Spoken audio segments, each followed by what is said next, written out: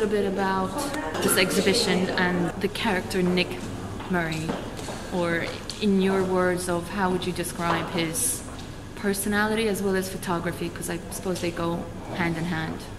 Nick was a rather colorful person. He was an Olympian, as you know.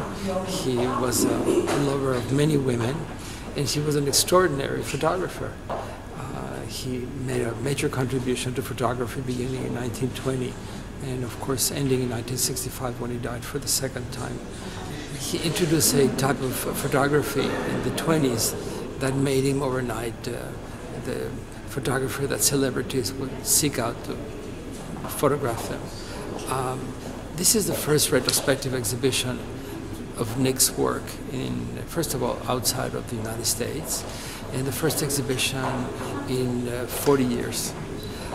Many of the photographs here have never been seen before, and for the first time they're brought together to suggest a vision that was, of course, the vision that made him famous.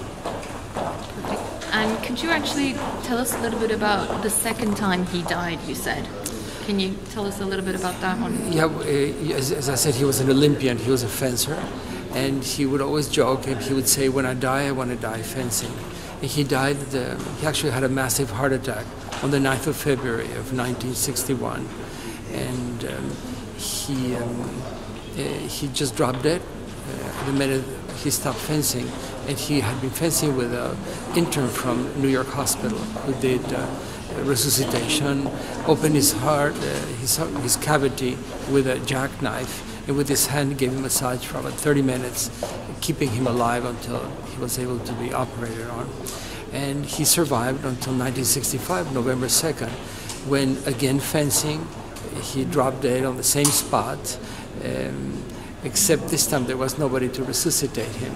And you know, he always would say, you need to do things until you do it right. And he obviously did not die the right way the first time because somebody brought him back, so this time he did it right. So that was it. Great. And one last thing, for somebody who doesn't know this wonderful photographer, what would you say would be the very, first thing that one should actually pay attention to? Or is it the figures in these photographs, or the way, or the era, or the kind of revolutionary way he approached things? You know, one of the problems with Nick's photographs is that people tend to associate him with Kahlo because of his 10-year affair with her. So the first photographs that people will see are the snapshots or spontaneous photographs that he took of her. He took more color images of her than anybody else. And of course, as you know, she was a colorful person. But I think people need to give him a chance to see him professionally by just simply entering the exhibition with open eyes, not expecting anything, and allow the photographs to speak to them.